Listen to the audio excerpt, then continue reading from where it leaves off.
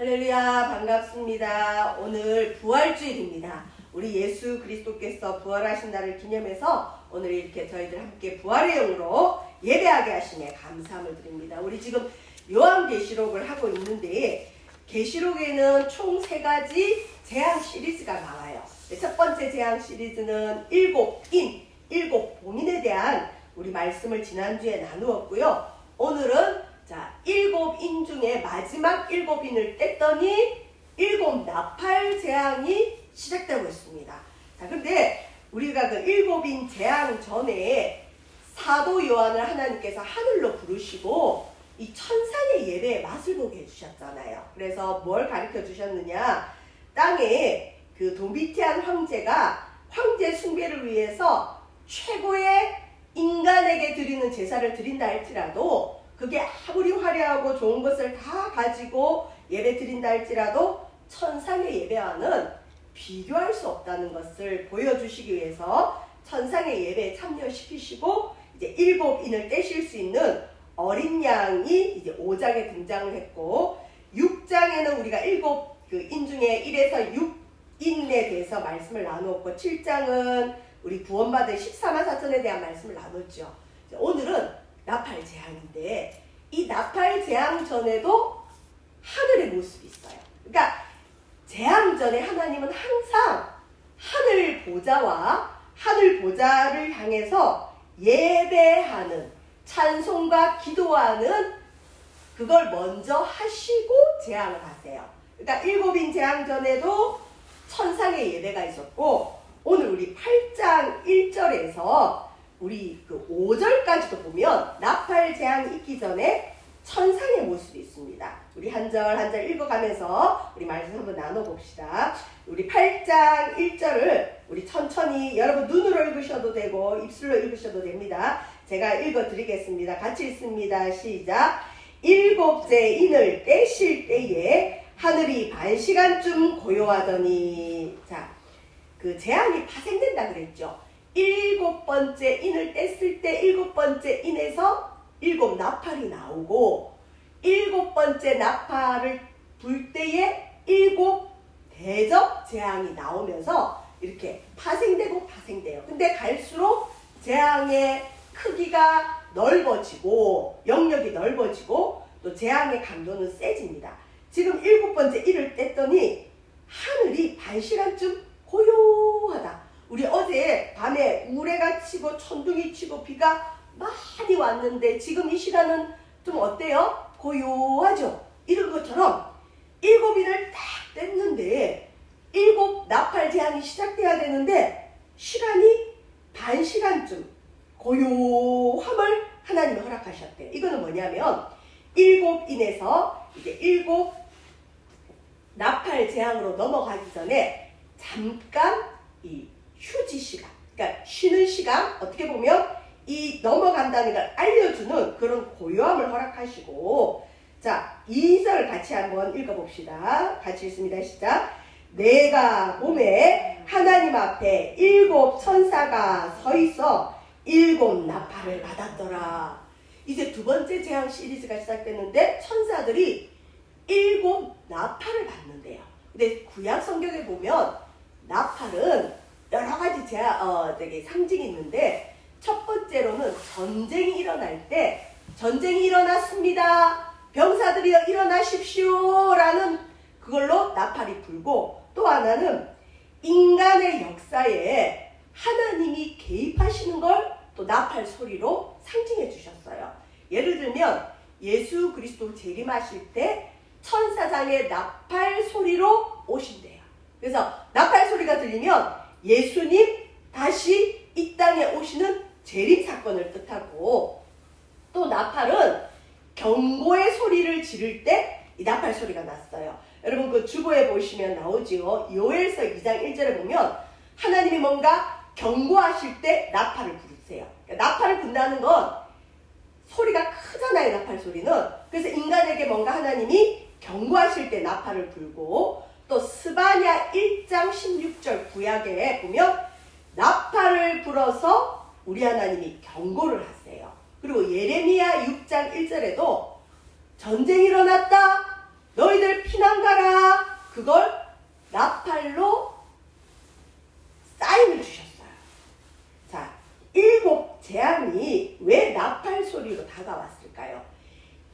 인의 재앙은 자연계에 보통 많이 일어나서 그래도 인간이 어느 정도 살 수 있는 이런 재앙이었는데, 나팔 재앙은 그 영역이 더 넓어지고 그 재앙의 이 강도가 더 세져요. 그래서 나팔을 통해서 하나님이 뭘 말씀하시느냐? 회개하라.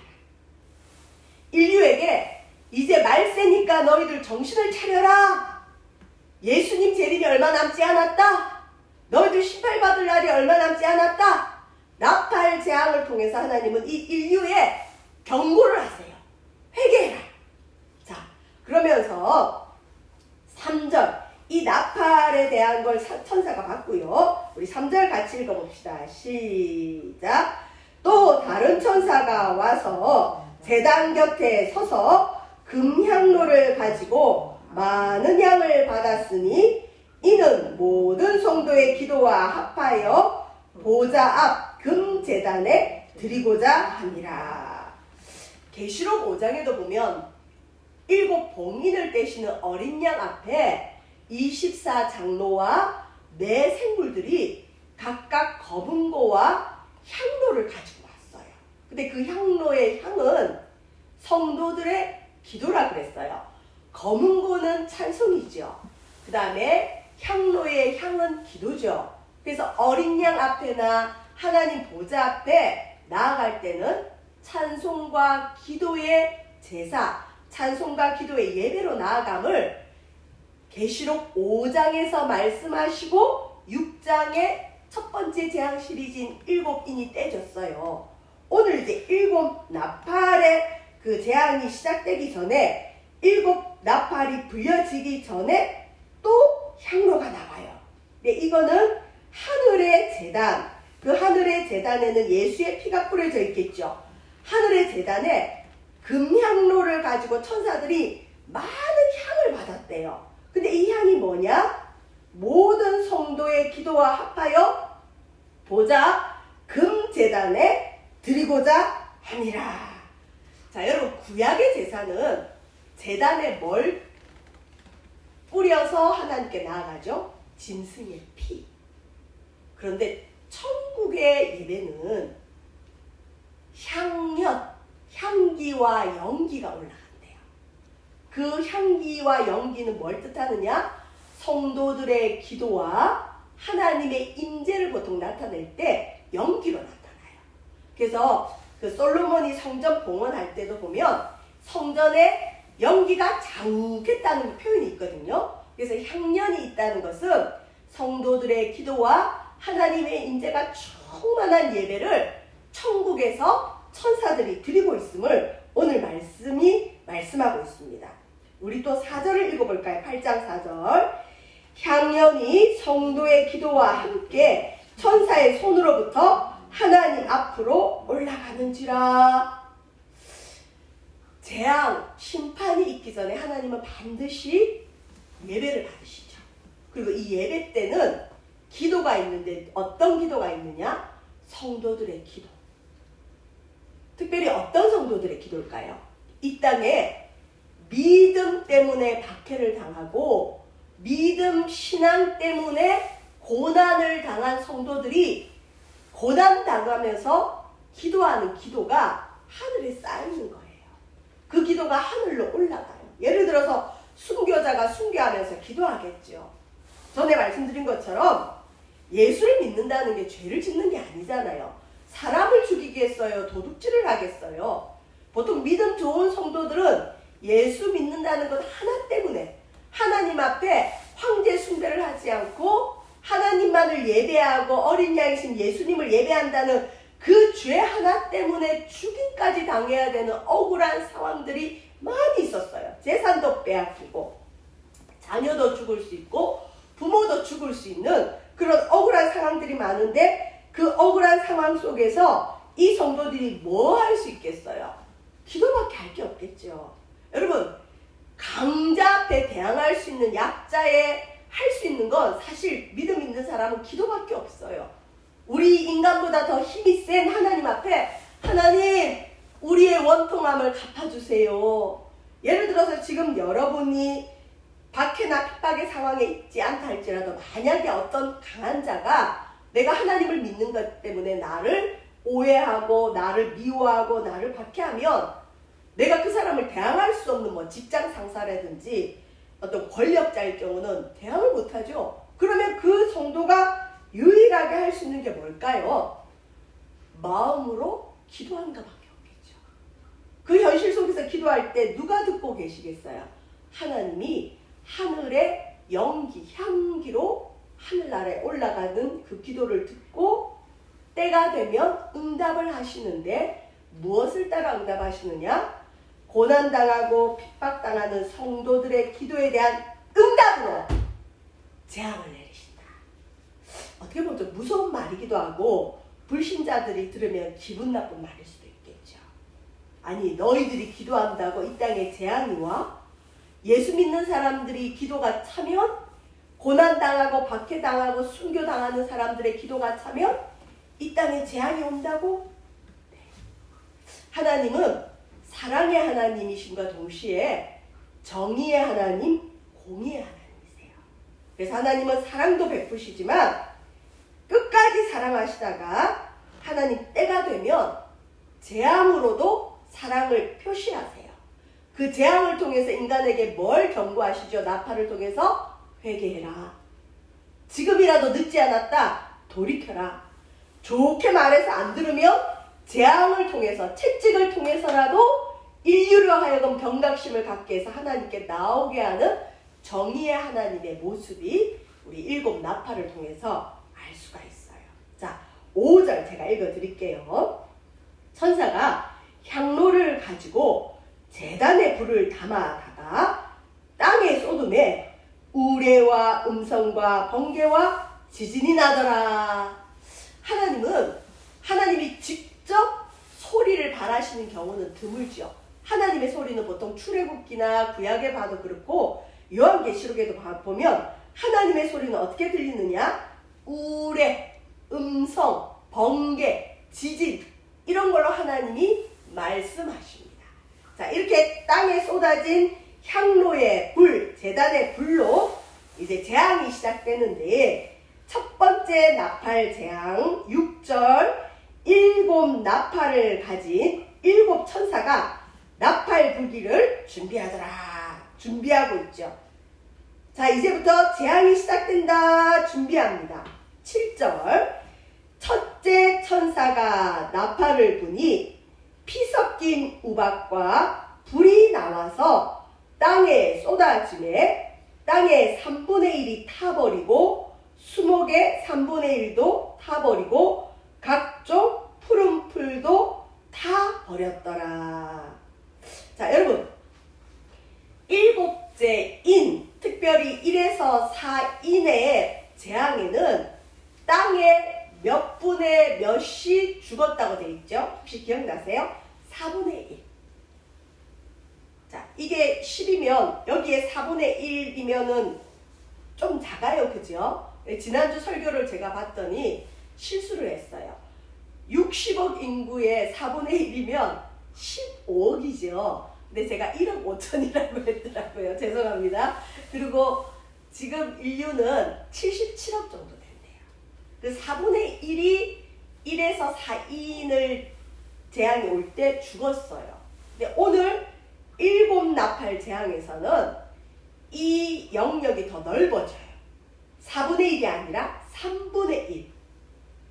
4분의 1은 4개 중에 하나니까 좀 작죠? 3분의 1은 이 전체를 3개로 나누면 좀 더 커지죠.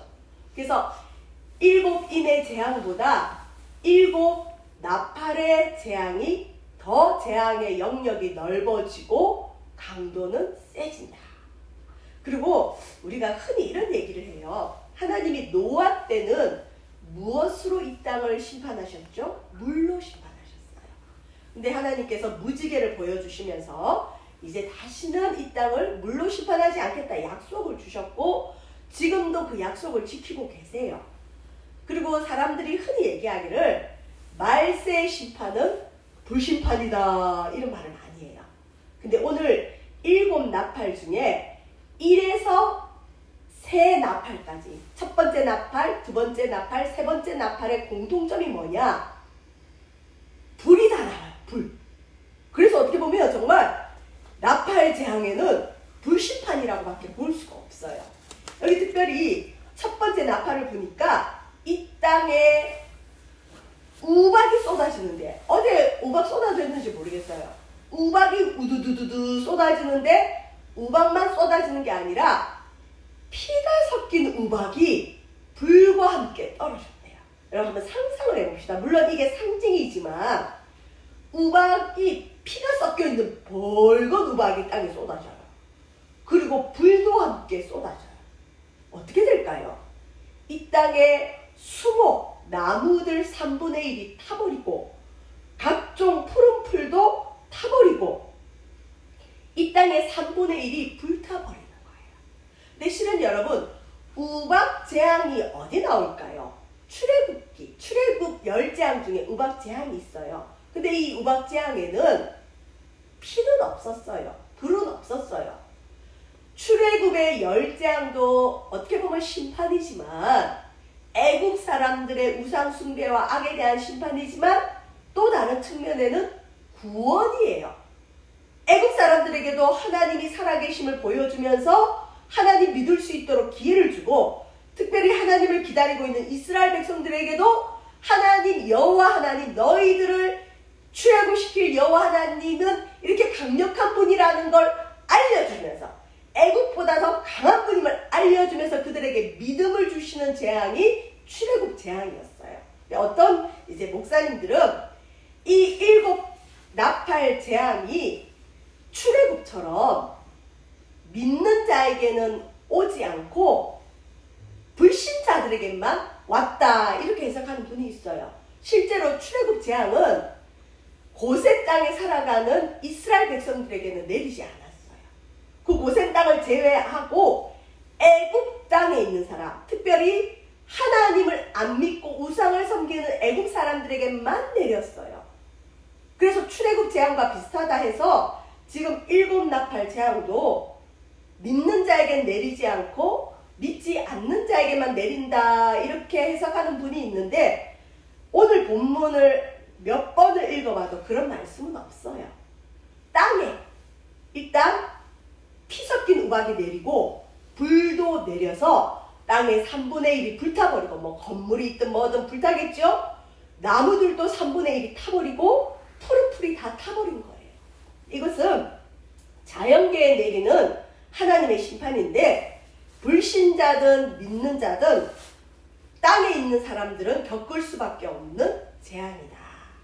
자, 두 번째 보면 8절, 둘째 천사가 나팔을 부니 불붙는 큰 산과 같은 것이 바다에 던져짐에 바다의 3분의 1이 피가 되고 바다 가운데 생명 가진 피조물들의 3분의 1이 죽고 배들의 3분의 1이 깨지더라. 첫 번째 나팔 재앙은 땅의 재앙, 두 번째는 바다. 그래서 자연계에 하나님께서 재앙을 먼저 내립니다. 근데 이 7 나팔 재앙 순서와 똑같이 7 대접에도 자연계에 먼저 내려요. 순서가 똑같아요. 땅, 바다, 물, 천체, 이렇게 4가지가 동일해요. 참 재밌는데, 첫 번째 땅에 재앙이 내렸죠. 두 번째 천사가 나팔을 빰빠람 빰빰 하고 불렀더니, 재밌는 표현이 불붙는 큰 산과 같은 것이, 차라리 불붙는 큰 산이라 표현하면 상상이라도 하겠는데, 불붙는 큰 산과 같은 것이 바다에 던져졌다. 이게 뭘까요? 큰 산만한 산이 있는데 이게 불이 붙었대요. 이 큰 산과 같은 불붙은 산이 바다에 훅 던져지니까 바다가 어떻게 되겠어요? 바다의 생물들의 3분의 1이 죽고, 그러니까 바다의 3분의 1이 피가 되고 피조물들 3분의 1이 죽고 배들, 함선들, 배들의 3분의 1이 깨지더라. 그래서 어떤 분들은 이 7절, 8절, 9절을 폭탄, 전쟁 할 때 폭탄, 또 핵폭탄 이렇게 보는 분들이 있어요. 근데 예수님 돌아가시고 사도 요한이 핍박받았던 도미티안 황제 때, 예를 들어서 AD 한 91년에서 96년으로 보거든요. 그때 폭탄이라는 거 상상할 수 있겠어요? 못하죠. 근데 현대인들이 읽으면 이거 원자폭탄? 핵폭탄 같은 위력인데? 그죠? 불 붙는 큰 산과 같은 것이 제일 상상하기 쉬운 게 뭐예요? 폭탄들이 떨어지면 그런 일들이 일어나겠죠. 그래서 어떤 분은 이렇게 해석을 해요. 근데 그거는 인위적인 해석이고 몰라요.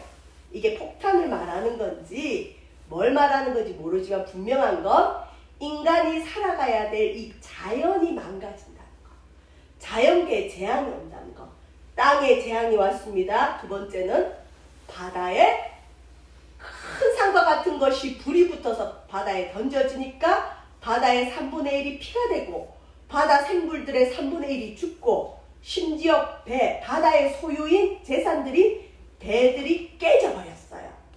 그런데 성경은 성경 안에서 답을 찾아야 된다고 바다는 요한계시록 13장 1절에 바다에서 뭐가 올라와요.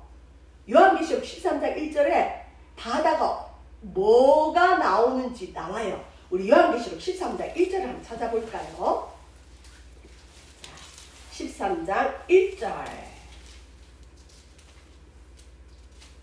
같이 천천히 한번 읽어보겠습니다. 같이 읽습니다. 시작. 내가 보니 바다에서 한 짐승이 나오는데 뿔이 10이요 머리가 7이라 그 뿔에는 10 왕관이 있고 그 머리들에는 신속모독하는 이름들이 있더라. 바다에서 괴물이 하나 올라오는데 짐승으로 표현이 돼 있고 이건 적그리스도를 의미해요. 그래서 오늘 그 7 나팔 중에 두 번째 재앙인 나팔 이 바다에 던져지는 이 재앙은 특별히 뭘 뜻하느냐? 사단이 역사하는 곳을 바다로 표현할 때 사단이 역사하는 이 세상, 사단이 역사하는 그 영역이 재앙이 온다는 거예요. 영역에 재앙이 온다. 여러분 이 땅에 사단이 역사하는 곳들이 있죠. 우상 숭배 재단들, 무속인들, 하나님의 다른 신을 섬기는 것들, 악한 일을 벌이는 세상, 이것들이 다 사단이 역사하는 곳이죠. 그러니까 사단이 역사하는 곳을 바다로 봤을 때 두 번째 나팔 재앙을 통해서 하나님은 사단이 직접적으로 역사하는 그 영역의 3분의 1이 깨지도록 경고를 하시면서 사단의 영역에 속한 사람들이나 사단의 영역에 속한 것들도 회개할 수 있도록 기회를 주시는 거예요. 왜? 전체를 멸하시는 게 아니라 3분의 1만 멸하시면서 남아있는 사람들에게 얘들아 아직까지는 기회가 있다. 지금도 늦지 않았다. 너희가 비록 사단에 속한 일을 한다 할지라도 돌아와라. 하나님을 믿어라. 어린 양이신 예수님을 믿어라 라고 나팔을 통해서 경고하시고 이제 세 번째 우리 나팔이 부는데 이 세 번째 나팔을 또 현대적으로 어떤 사람은 끼워 맞춰서 이건 환경오염이다 라고 얘기하는 분들도 있어요. 근데 그거 몰라요. 모른다 생각하고 세 번째 재앙은 뭔지 10절과 11절 제가 읽어드릴게요. 셋째 천사가 나팔을 부니 횃불같이 타는 큰 별이 하늘에서 떨어져 강들의 3분의 1과 여러 물샘에 떨어지니 이 별의 이름은 쓴쑥이라. 물의 3분의 1이 쓴쑥이 되매 그 물이 쓴물이 되므로 많은 사람이 죽더라. 세 번째 나팔 재앙은 물의 재난이에요. 여러분 사람의 몸의 70%가 물이래요. 물이 오염되면 인간은 죽게 돼 있어요. 특별히 쓴쑥의 비유는 구약에 여러 비유로 나오는데 예를 들면 신명기 29장에는 쓴쑥을 뭘로 표현하느냐? 하나님 믿는 백성이 우상 숭배하는 걸 쓴쑥이라고 해요. 쓴쑥이 오면 어떨까요? 쑥 때문에 죽진 않아요. 쑥이 독이 있는 건 아니기 때문에 쓴맛이 나긴 하지만 독이 있는 건 아니잖아요. 그런데 이 쓴쑥이 강들과 물 근원에 떨어지면 물이 쓰게 돼요. 물이 쓰게 되면 인간이 먹지를 못해서 마시지를 못해서 궁극적으로는 이 땅의 3분의 1의 사람들이 물 때문에 죽게 되는 거죠. 자, 이 쓴수의 재앙은 또 그 아모스서 말씀에 보면 재판을 굽게 하는 거. 그러니까 억울한 사람의 억울함을 풀어주지 않고 부자들에게 돈을 받는다든지 어떤 권력으로 인해서 재판관들이 정의롭게 판단하지 못하는 것도 쓴수로 표현을 해요. 그렇다고 볼 때 오늘날 우리가 매스컴이나 또 신문이나 TV를 통해서 불의한 재판에 대해서 많이 들어요, 안 들어요? 야, 저 사람은 억울하겠다. 이거 누가 봐도 저 누군가가 잘못했는데 잘못한 사람은 오히려 그 재판에서 불의한 재판을 받지 않고 약한 자들, 가난한 자들, 억울한 일을 겪은 사람이 오히려 더 큰 형벌을 받는 걸 보면서 사람들의 마음이 써요. 쓰죠. 불의한 재판도 구약에는 이 쓴수로 나와 있습니다. 그리고 또 이 말씀을 어떤 분들은 대부분 뭘로 해석을 하냐면, 여러분 성경의 물은 말씀이에요. 아까도 말한 것처럼 물이 오염되면 사람은 죽게 돼 있어요. 성경에 생명수와 같은 물이 내려오는 곳이 있는데 어딜까요? 하나님의 성전. 하나님의 교회가 오염이 되면 그 교회를 통해 드려지는 예배도 오염이 되고 그 예배를 통해서 생명수 물이 흘러나오는데 그 물도 오염이 된다는 거죠. 특별히 하나님의 말씀을 순전하게 전하지 않고 뭘 자꾸 섞으면 이게 오염된 물, 쓴수기 들어가는 물로 봐요. 하나님 말씀은 예수 그리스도 중심이어야 돼요. 그래서 사도 바울도 뭐라고 그러냐면 내가 하나님 말씀을 혼잡게 하지 않는다. 하나님 말씀에 이단들처럼 자기 교리를 집어넣어서 해석하면 그게 쓴수기 들어간 물이 되는 거고, 하나님 말씀에 세상적인 걸 자꾸 집어넣으면 이게 조미료 많이 넣은 음식이나 그 다음에 뭐 아주 안 좋은 걸 넣은 물처럼 인간의 건강을 해치는데, 육적인 건강을 해치는 게 아니라 하나님 말씀이 오염되면 영적인 건강이 죽는 거예요. 특별히 여러분 우리가 고린도 후서 2장 17절을 한번 펴볼까요? 쓴수에 대한 비유 중에 제일 합당한 말씀 중에 하나입니다. 고린도 후서 2장 17절. 고린도 후서는 신약이죠. 로마서, 고린도전서, 고린도후서 2장 17절. 같이 한 목소리로 천천히 읽어봅시다. 고린도후서 2장 17절 같이 읽습니다. 우리는 수많은 사람들처럼 하나님의 말씀을 혼잡하게 하지 아니하고 곧 순전함으로 하나님께 받은 것 같이 하나님 앞에서와 그리스도 앞에서 말하노라. 사도 바울 당시에도 하나님 말씀이다, 복음이다 그러면서 말씀 안에 뭘 자꾸 섞는 사람들이 있어요. 예를 들면 유대인 거짓 교사들은 예수 그리스도의 복음 안에 너희들도 우리 유대인들처럼 할례 행해야 돼, 안식일 지켜야 돼, 그래야 구원을 받아, 이렇게 말씀, 복음을 혼잡게 했어요. 오늘날로 말하면 하나님의 말씀이 전해야 되는 설교에 이상한 세상적인 얘기들, 그리고 별로 상관없는 예화들, 또 아니면 유명한 사람들의 말을 인용해서 성경을 이해시키는 건 좋지만 말씀이 주가 되지 않고 이상한 세상적인 교리들이 주가 되는 설교들, 그런 설교들을 들으면 성도들이 하나님을 만날까요? 아니죠. 하나님 못 만나요. 그 유명한 말을 한 사람을 만나는 거지, 예화를 만나는 거지, 이단의 교리를 만나는 거지, 하나님 말씀을 뭘 자꾸 섞으면 안 돼요. 그냥 말씀은 말씀대로 받아들여야 돼요. 물도 제일 좋은 물이 뭘까요? 생수. 그대로 먹으면 제일 좋듯이 하나님 말씀을 그대로 받아들이고 그대로 전하는 것이 인간의 생명을, 특별히 영적인 생명을 죽이지 않는 거예요. 쑥쑥 들어간 물을 자꾸 먹으면 죽어요. 우리의 영혼도 하나님 말씀에 자꾸 뭔가 섞은 걸 먹으면 영이 죽게 돼 있어요. 그래서 궁극적으로 그 사람들의 영적 상태는 어떻게 되느냐? 하나님 말씀을 싫어하게 돼 있어요. 재미없다, 잠 온다, 어렵다. 그래서 그냥 말씀을 읽을 시도도 안 하고 덮어버려요. 이건 나하고 상관없어. 순수의 결과예요. 여러분, 저와 여러분은 주님 오실 때까지 이 말씀에 뭔가 썩지 않고 말씀을 그대로 아멘으로 받을 수 있기를 주의 이름으로 부탁을 드립니다. 자, 이게 이제 세 번째 재앙이고, 첫 번째는 땅에 불이 쏟아졌고 우박, 피 섞인 우박과, 두 번째는 바다, 세 번째는 물이 오염된 것, 네 번째 우리 12절 같이 읽어봅시다. 시작.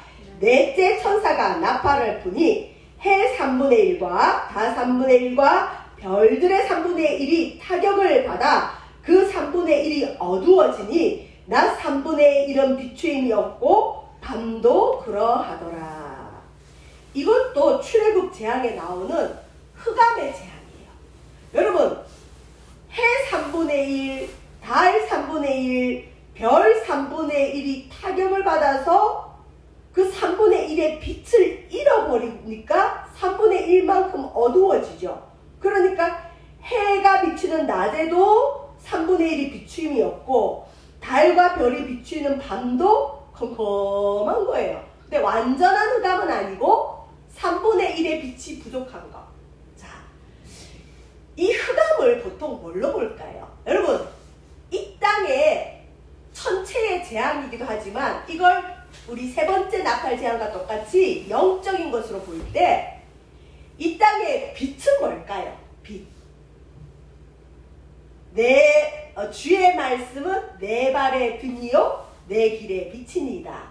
말씀이 빛이고 또 그 안에 생명이 있었으니 이 생명은 사람들의 빛이라. 요한복음 1장에 나오는 말씀. 예수님이 빛이에요. 예수 안에 빛이 있었는데 예수님의 빛이 사람들의 생명이래요. 자, 흑암 재앙은 궁극적으로 이 땅의 사람들에게 예수님의 빛이 흐려지는 거, 복음이 흐려지는 거, 하나님 말씀이 흐려지는 거, 말씀이 멀어지고 닫혀지고 컴컴해지고 흐려지는 게 네 번째 나팔 재앙으로 볼 수 있어요. 또 어떤 분은 여기 별들이 떨어진다라는 표현 속에서 별들이 빛을 잃는다 표현을 통해서 이 별들을 누구로 보냐면 영적 지도자, 교회의 지도자들, 오늘날로 말하면 목사님들의 타락으로 봐요.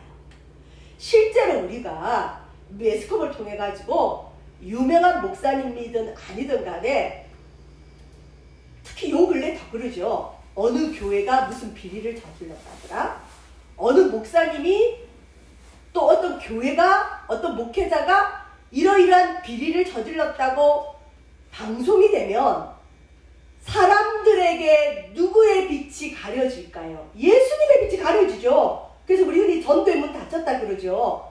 영향을 안 받을 수가 없어요. 말세는 특별히 주님 다시 오시기 전에 많은 영적인 타락들이 있어요. 자, 이건 좀 더 제가 볼 때는 인위적인 해석이지만 그럴 수 있다는 거고, 다시 돌아와서 이 빛을 주의 말씀은 내 발의 길이요 내 발의 등이요 내 길의 빛이라고 한 성경으로 해석해 볼 때 말씀이 가려지는 거, 그 다음에 그 안에 생명이 있었으니 이 생명이 사람들의 빛이다. 예수 안에 생명이 있었으니 예수님이 사람들의 빛이다. 이 땅에 예수님의 빛이 가려지면 사람들이 하나님을 볼 수도 없고 구원을 받을 수가 없어요. 이건 복음을 전해도 냉랭한 사람들의 상태. 실은 오늘날 복음을 전하면 사람들이 옛날처럼 받아들이지 않고 냉랭해요.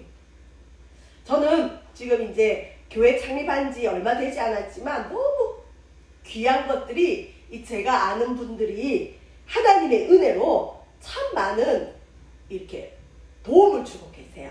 하나님 보고 하시는 거죠. 도움이라기보다는 선교하시는 분들이 있는데 좀 기억에 남을 게 물질로 보내주신 분들 너무 감사한데 어떤 제가 아는 한 분은 수세미 있죠. 실로 짜는 수세미. 그거를 몇백 개를 한 코 한 코 떠서 보내줬어요.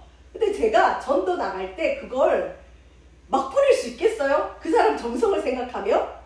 그럴 수가 없어요. 그래서 어떻게 하냐면 그 수세미에 일단은 포장을 해서 교회 스티커 붙이고 기도를 하고 나가서 어떻게 하냐, 하나님 이걸 그냥은 못 주겠어요. 너무 귀해서. 그래서 복음을 받아들이고 영접 기도한 사람에게만 주겠습니다. 그리고 들고 나갔어요.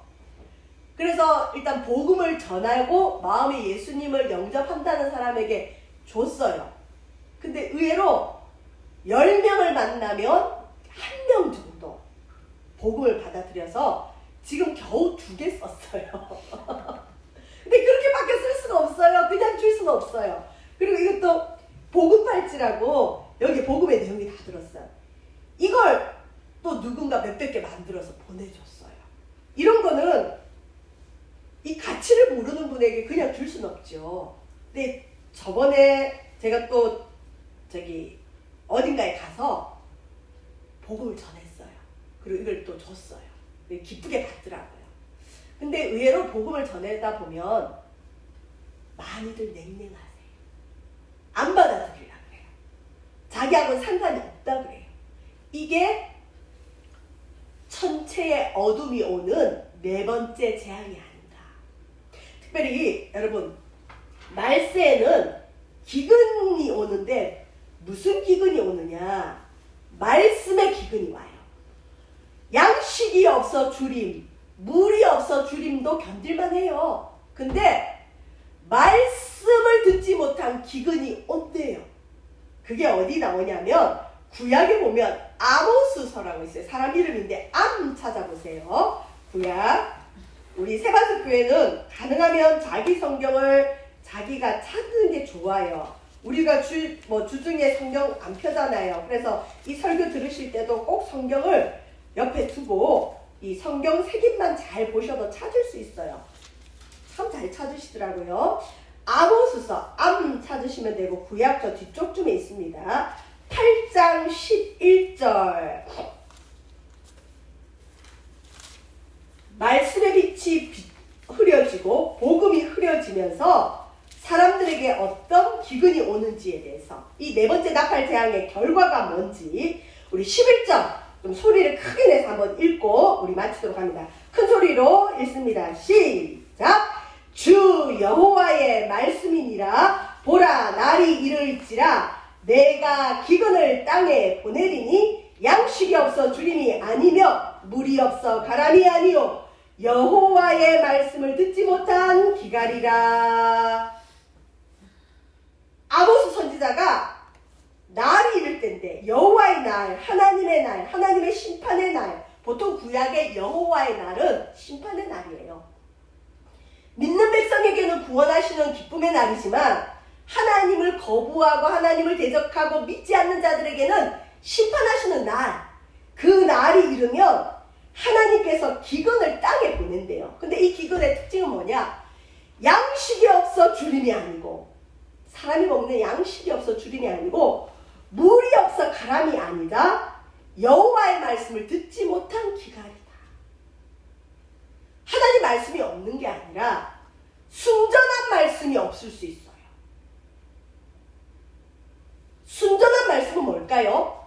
예수 그리스도의 십자가의 복음과 하나님 말씀을 있는 그대로 전하는 이거. 그래서 제가 참 은혜 받았던 어떤 목사님의 설교가 저는 기억이 남아요. 그분이 뭐라고 얘기를 하시냐면 자기 그 교인들, 청년들이 많은 교회인데 그 교인들에게 너무 노골적으로 설교하시는데 맞는 말이에요. 그분이 뭐라 그러냐? 목회자가 못생길 수도 있고 성격도 좀 나쁠 수 있고 여러 가지 부족할 수 있다. 그런데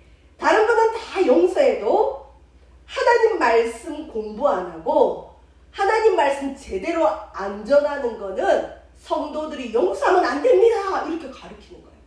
근데 그런 말을 하는 목사님은 무슨 자신이 있는 거예요? 자기는 적어도 말씀은 제대로 전하겠다는 자부심이 있는 거죠.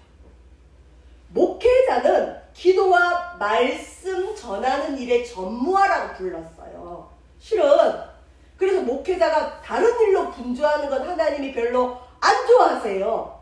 기도와 말씀을 전해야 되는데 이 말씀이 어떤 말씀? 쓴수기 들어간 말씀 말고 순전한 말씀, 순전한 복음의 말씀, 순전한 하나님의 말씀. 그래서 제가 좋아하는 그 목사님 교회 홈페이지 제가 한 번씩 들어가서 설교 들으면 정말 성경을 잘 연구하셔서 잘 전하세요. 근데 그분은 자기 교회 성도들에게 도전을 하더라고요. 10년만 제대로 투자해라. 여러분 성경이 하루아침에 다 알게 될까요? 아니에요. 어려워요. 투자해야 돼. 근데 뭐라고 권면하냐? 10년만 같이 가자. 그러면 이 하나님 말씀에 대한 어떤 전체적인 걸 알 수 있다. 그런 사람은 영적인 기갈 안 당하겠죠. 여러분 분별하셔야 됩니다. 말세는 자기 귀에 좋은 소리만 들으려고 하는 증상들이 믿음의 사람들에게도 나타나요. 하나님의 말씀을 있는 그대로 받아들이는 훈련, 하나님 말씀을 있는 그대로 전하는 목회자의 훈련, 그리고 이걸 분별할 수 있는 성도들의 수준 필요해요. 실제로 저도 어떤 분은 목사님 좋아요 그러는 분도 있지만 어떤 분은 목사님 예화 좀 섞으세요. 아니 처음부터 그렇게 하나님 말씀을 하면 재미가 없잖아요. 노골적으로 그러는 분들이 있어요. 그러면 제가 그냥 뭘 하겠어요. 그냥 웃고 말지요. 뭘 할 수는 없죠. 목회자한테도 세상 얘기를 요구하는 병든 성도들이 있다는 거죠. 왜냐하면 그냥 일반적인 얘기는 소화하기가 쉽거든요. 근데 하나님 말씀은 잘 풀어헤치어도 어렵고 그냥 좀 그래요. 왜? 우리는 죄인이기 때문에. 그래도 말씀 그대로 먹다 보면, 읽다 보면, 듣다 보면, 실천하다 보면 그것이 우리의 생명이 되는 줄 믿으시길 바랍니다. 그래서 적어도 우리 세마석교회 나오는 성도들은 자기 성경을 찾을 줄 알아야 되고, 성경 읽으면 잠이 옵니다 보다는 나는 하나님 말씀으로 인해 내 영혼이 삽니다 라고 고백할 수 있는 저와 여러분 되시길 주의 이름 축원드립니다. 그렇다고 제가 바른 말씀을 잘 전하느냐 그건 아니에요. 여러분도 저희를 위해서 기도해 주셔야 되고 변질되지 않도록 기도해 주셔야 되고 그 다음에 말씀이 잘 전파되도록 성령이 역사하시도록 기도해 주시기를 바랍니다. 첫 번째부터 네 번째 이 나팔 재앙은 자연계에 내리는 재앙이기도 하고 또 어떻게 보면 이 말세를 살아가는 우리들에게 영적인 재앙, 특별히 불신자들에게 복음이 가려지고 하나님 말씀을 들을 수 있는 기회가 없어지고 설교는 많지만 제대로 된 말씀을 듣지 못하는 어둠과 쓴숙의 재앙이 올 수 있다는 걸 기억하시길 주의 이름으로 부탁을 드립니다. 오늘까지 이 네 번째 나팔 재앙 이제 마치고 요 다음 13절에 무슨 말이 나오냐면 화 세 개가 남았다. 화가 세 번 나와요. 그래서 다섯 번째 나팔 재앙이 첫 번째 화, 여섯 번째 나팔 재앙에 재밌는 게 많이 나와요. 666, 짐승의 표 이런 거 다 나와요. 그게 두 번째 화. 세 번째 화가 뭐냐? 7 나팔에서 뭐가 파생된다 그랬죠? 7 대접의 재앙. 이건 심각한 재앙이에요. 성경에 보면 7번째 나팔이 불면서 7 대접 재앙이 시작되면서 모든 재앙이 이것으로 마치리로다. 세 가지 큰 화가 나오면서 이제 거의 요한계시록은 재앙이 끝나기 시작합니다. 자, 여러분 나팔은 경고하는 거. 뭘 경고할까요? 전쟁이 일어난다. 어려움이 온다. 너희들 회개해라. 정신을 차려라. 저 여러분 아직까지는 기회가 있습니다. 우리뿐만 아니라 불신자들에게도 이 불신자들에게 복음의 빛을 전하고 하나님 말씀을 있는 그대로 전하는 그런 저와 여러분 되기를 바랍니다. 우리가 전하면 역사는 하나님이 하십니다. 그래서 오늘 한 주간 살아가면서 특별히 부활주의를 맞이한 오늘 복음을 있는 그대로 전할 수 있는 저와 여러분 되시기를 주의 이름으로 부탁드립니다. 감사를 드립니다. 기도하겠습니다. 사랑의 주님, 나팔 재앙을 통하여 땅과 바다와 물과 천체의 3분의 1의 고통이 옵니다. 그러나 아직은 기회가 있습니다. 부분적인 재앙입니다. 특별히 물의 재앙, 하나님 천체의 재앙을 통하여서는 하나님 말씀에 무언가를 섞어서 쓴 쑥을 먹는 그러한 쓴물을 먹는 어려움이 없게 도와주시고, 흑암의 재앙을 통하여 빛이신 예수님의 빛이 가려지고 빛이신 하나님의 말씀이 가려지는 그러한 재앙입니다. 이러한 재앙이 오기 전에 우리의 가족들, 우리의 이웃들, 우리의 친구들에게 그리스도의 복음, 빛이신 예수님을 전하는 저희들 되어지게 도와주시고, 하나님 말씀 앞에 정직하게 도와주시고, 하나님 말씀을 정직하게 전하며 정직하게 들으며 있는 그대로 받아들일 수 있는 우리의 믿음이 되어지도록 인도하여 주시옵소서. 감사드리며 예수님 이름으로 기도합니다. 아멘.